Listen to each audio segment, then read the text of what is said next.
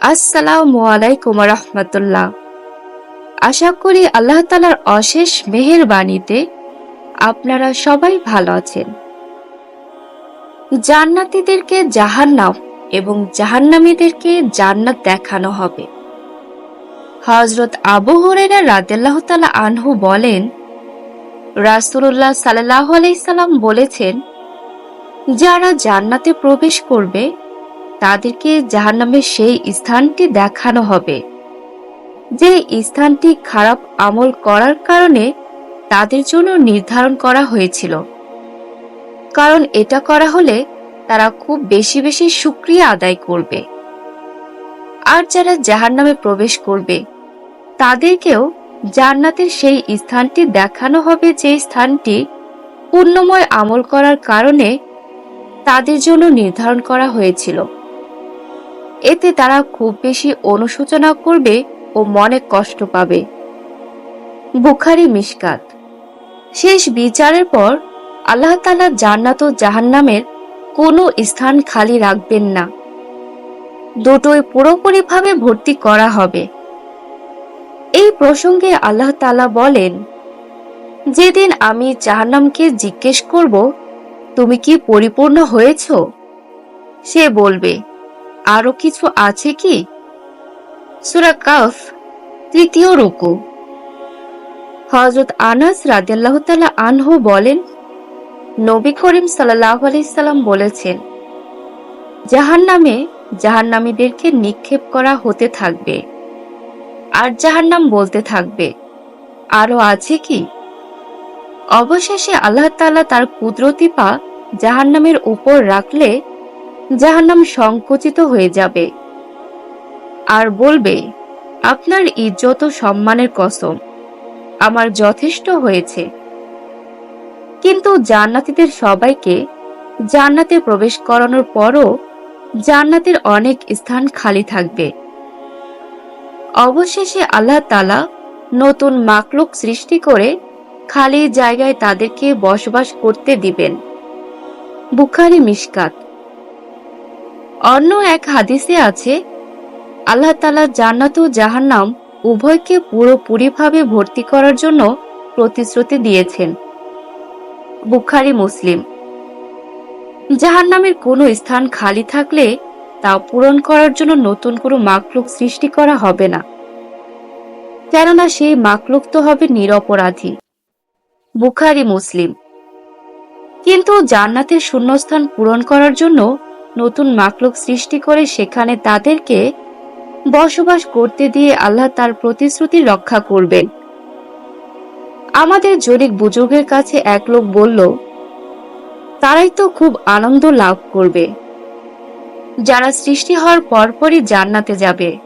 বুজুর্গ ব্যক্তি বললেন, তারা কোনো আনন্দই পাবে না, কারণ দুনিয়ায় এসে তারা কোনো দুঃখ কষ্ট ভোগ করেনি। সুখ শান্তির স্বাদ তারাই অনুভব করে যারা দুঃখ করার পর সুখ ভোগ করে।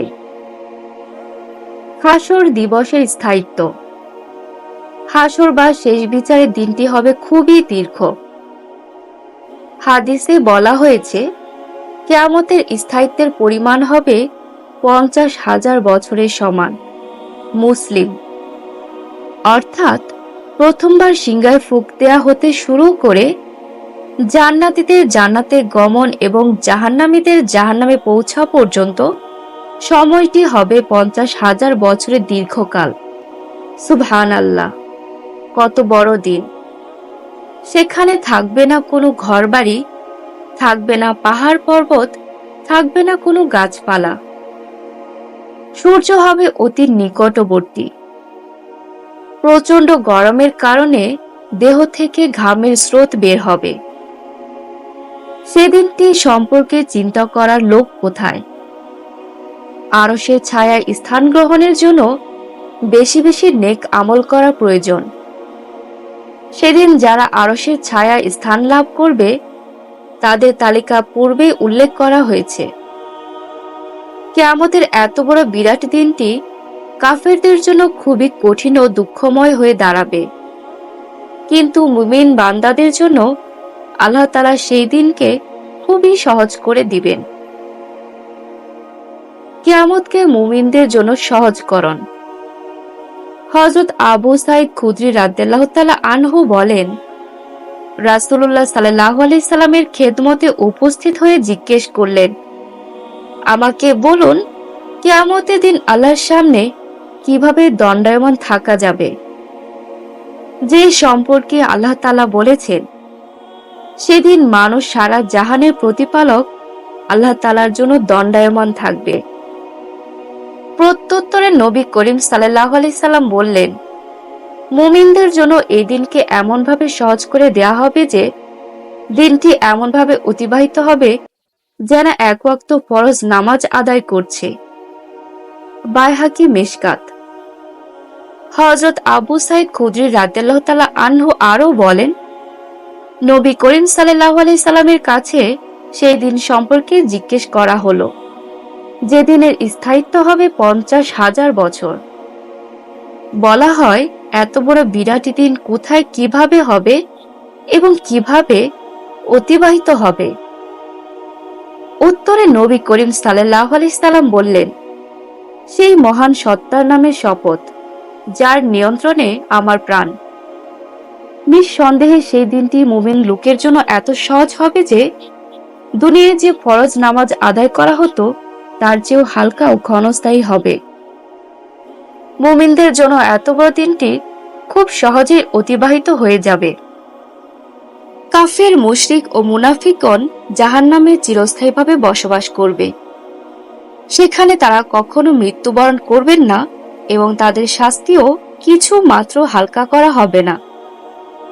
যেমন সূরা ফাতিরে বলা হয়েছে, যারা কাফির তাদের জন্য রয়েছে জাহান্নামের আগুন।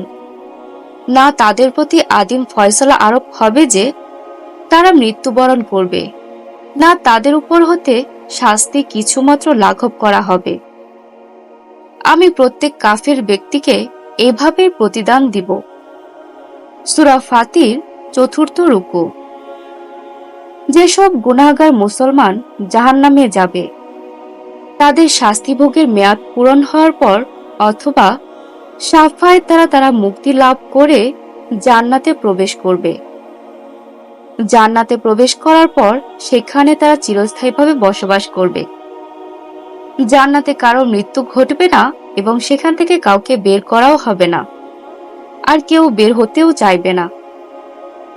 আল্লাহ তাআলা বলেন, তারা সেখানে অনন্তকাল অবস্থান করবে, সেখান থেকে তাদেরকে কখনো বহিষ্কার করা হবে না।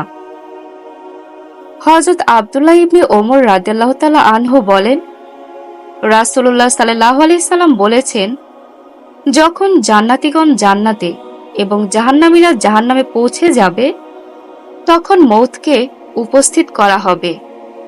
তাকে জান্নাত ও জাহান্নামের মধ্যবর্তী স্থানে এনে জবাই করা হবে। অতঃপর একজন ঘোষক উচ্চস্বরে ঘোষণা করে বলবে, হে জান্নাতীগণ, তোমরা কখনো মৃত্যুবরণ করবে না।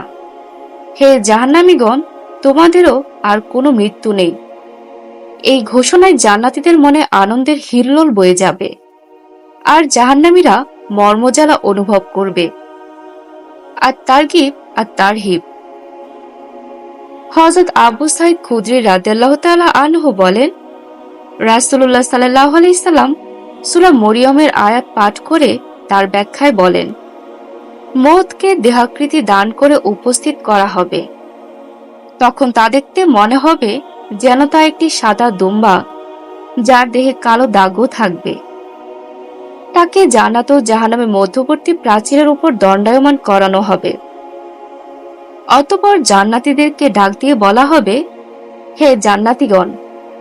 তা শুনে তখন তারা মাথা উত্তোলন করে তাকিয়ে দেখবে। অতঃপর জাহান্নামীদেরকে ডেকে বলা হবে, হে জাহান্নামীগণ। তখন তারাও মাথা উত্তোলন করে তাকিয়ে দেখবে। অতঃপর জাহান্নামীগণকে জিজ্ঞেস করা হবে, তোমরা কি এই প্রাণীটিকে চেনো? জবাবে তারা বলবে, হ্যাঁ চিনি, এই হচ্ছে মউত। এরপর সকলের সম্মুখে প্রাণটিকে শোয়ায়ে জবাই করা হবে, যাতে সবাই জানতে পারে যে আর কখনো কারো মৃত্যু হবে না। তখন জান্নাতীগণ খুবই খুশি হবে এবং তাদের মনে খেলতে থাকবে আনন্দের ঢেউ। আল্লাহর পক্ষ হতে জান্নাতীগণ চিরঞ্জীব হওয়ার ফয়সালা না থাকলে জান্নাতীগণ তখন অত্যধিক খুশির কারণে মারা যেত, আর জাহান্নামীগণ চিরজীবন জাহান্নামে অবস্থানের ফয়সালা না থাকলে অত্যধিক সুখে দুঃখে তারাও মারা যেত। তিরমিজি। জান্নাত এবং জাহান্নামবাসীর মধ্যবর্তী স্থানে একটি প্রাচীর থাকবে। সে প্রাচীর অথবা তার উপরিভাগের নাম হচ্ছে আরাফ। আরাফের সেই স্থানে অস্থায়ীভাবে সেই সব মুসলমানকে রাখা হবে যাদের পাপ ও পুণ্য ওজনে সমান সমান হয়েছে। আরাফের ওপর হতে তারা জান্নাতবাসী ও জাহান্নামবাসীদেরকে দেখতে ও চিনতে পারবে, আর সেখানে অবস্থান করে উভয় দলের সাথে তারা কথাবার্তা বলবে। এই বিষয়ে সূরা আরাফে আল্লাহ তাআলা বলেন, আর এই উভয় দলের মধ্যখানে একটি প্রাচীর থাকবে। এই প্রাচীর বা এর উপরিভাগকে আরাফ বলা হয় এবং সেখান থেকে সব জান্নাতি ও জাহান্নামীদেরকে দেখা যাবে। অনেক লোক সেই আরাফের উপর অবস্থান করবে যাদের নেকি বদি সমান সমান হবে। তারা প্রত্যেক দলের লোককে অর্থাৎ জান্নাতি ও জাহান্নামীগণকে তাদের ললাটের নিদর্শন দ্বারা চিনতে পারবে। সেই নিদর্শন হলো জান্নাতীদের মুখমণ্ডলের নূরের বিকাশ, আর জাহান্নামীদের মুখমণ্ডলে কালো অন্ধকারের বিকাশ। আরাফের অধিবাসীরা জান্নাতীগণকে ডেকে বলবে, তোমাদের প্রতি শান্তি বর্ষিত হোক। অথচ তারা এখন পর্যন্ত জান্নাতে প্রবেশ করেনি, বরং প্রবেশের আশা পোষণ করছে। পরে তাদের আশা পূরণ করা হবে। সূরা আরাফ, ৫ম রুকু।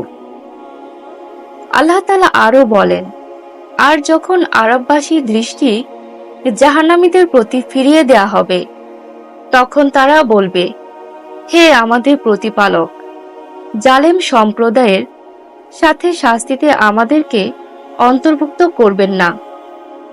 সূরা আরাফ, ৫ম রুকু। উক্ত সূরায় আল্লাহ তাআলা আরববাসীগণ কর্তৃক জাহান্নামীদেরকে ভৎসনা করার আলোচনায় বলেছেন, আর আরাফের অধিবাসীগণ জাহান্নামে সেসব লোকদেরকে উচ্চস্বরে ডাকবে যাদেরকে তারা ললাটের নিদর্শন দ্বারা চিনতে পারবে। তাদেরকে বলবে, তোমাদের বিরাট দলীয় আধিপত্য এবং তোমরা যে নিজেদেরকে খুব বড় মনে করতে, তা আজ কোনো কাজেই আসলো না। এখন ওইসব লক্ষ্য করো যাদের ব্যাপারে তোমরা কসম করে বলতে তারা কখনোই আল্লাহর রহমত লাভ করতে পারবে না, অথচ তাদেরকে বলা হয়েছে তোমরা জান্নাতে প্রবেশ করো। তোমাদের কোনো ভয় নেই, শঙ্কা নেই এবং তোমরা দুঃখিতও হবে না। সূরা আরাফ, ৬ষ্ঠ রুকু। জান্নাত ও জাহান্নামকে আল্লাহ তাআলা নির্ধারিত করে রেখেছেন মানুষের আমলের প্রতিদান দেওয়ার জন্য। জান্নাতে প্রবেশ করাই হলো মানব জীবনের আসল সাফল্য, আর জাহান্নামে যা হচ্ছে আসল ক্ষতি, ব্যর্থতা। এর চেয়ে বড় ক্ষতি ও ব্যর্থতা আর কিছুই থাকতে পারে না। এই পার্থিব জগতে মানুষ সুখ, সমৃদ্ধি, উন্নতি ও সাফল্যজনক জীবন যাপনের জন্য কঠোর পরিশ্রম করে, আর বিভিন্ন কাজে সাফল্য লাভ করার জন্য হাসি মুখে বিরাট বিরাট বিপদ ও দুঃখ কষ্টকে বরণ করে নেয়। আল্লাহ তাআলা মানুষকে তার নবী, রাসূল এবং কিতাবের মাধ্যমে হাসর নসর, হিসাব নিকাশ, বিচার ফয়সালা, মিজান ও পুলসিরাত, জান্নাত ও জাহান্নামের অবস্থা, আসল লাভ লোকসান এবং বাস্তব ও মূল সাফল্য কোথায় ও কি কি কাজে নিহিত সেই সম্পর্কে অবহিত করেছেন। পুণ্য ও নেক আমলের প্রতিদান এবং বদ আমল ও পাপের প্রায়শ্চিত্ত সম্পর্কে সংক্ষেপ ও বিশদভাবে অবহিত করে পুণ্যময় কাজ করার জন্য অনুপ্রাণিত ও তাগিদ করা হয়েছে। দুনিয়ায় প্রত্যেক মানুষই বিভিন্ন কাজে পরিশ্রম ও চেষ্টা তদবির করে থাকে। পুণ্যময় ও খারাপ সব কাজে তারা প্রচেষ্টা চালায়, জানমাল ও সময় ব্যয় করে। যারা জীবনের সর্বোত্তম পুঁজি, জান ও মালের সম্পদকে জাহান্নামের কাজে ব্যয় করে সর্বাধিক ক্ষতিকে গ্রহণ করে নেয়, তার চেয়ে বড় দুর্ভাগা আর কেউই নেই। সবাইকেই মরতে হবে, কিন্তু যারা জান্নাত লাভের জন্য জীবিত থাকে ও জীবন দান করে সেই হলো সফল কাম। সেই জীবনকে সঠিক মূল্যায়ন করে আসল লক্ষ্য বিন্দুতে উপনীত হতে পারে। আল্লাহ তাআলা বলেন, প্রত্যেক প্রাণীকেই মৃত্যুর স্বাদ গ্রহণ করতে হবে। কিয়ামতের দিনই তোমাদেরকে পুরোপুরি প্রতিদান দেয়া হবে। সুতরাং যাকে জাহান্নামের আগুন থেকে বাঁচানো হয়েছে এবং জান্নাতে প্রবেশ করানো হয়েছে সেই সাফল্য লাভ করেছে। পার্থিব জীবন প্রতারণাময় সম্পদ ছাড়া আর কিছুই নয়। সূরা আলে ইমরান রুকু 19। আল্লাহ তাআলা যখন হযরত আদম আলাইহিস সালামকে দুনিয়ায় পাঠালেন তখন তিনি তাদেরকে বললেন যে আমার হেদায়েত ও পথ প্রদর্শন অনুযায়ী চলবে সে কখনো পথভ্রষ্ট হবে না এবং ব্যর্থ ও দুর্ভাগাও হবে না।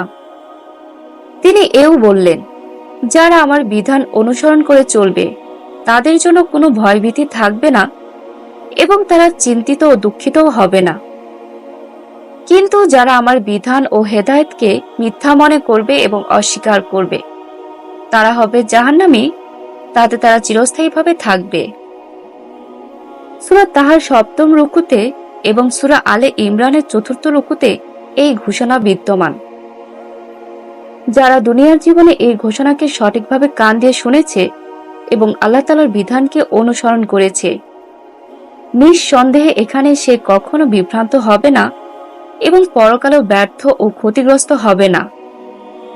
আর যে ব্যক্তি আল্লাহর বিধান ও হেদায়েতকে প্রত্যাখ্যান করে এবং তার বিধান অলীক ও মিথ্যা মনে করে সে জাহান্নামে পৌঁছেই নিজের কর্মের প্রতিদান লাভ করবে।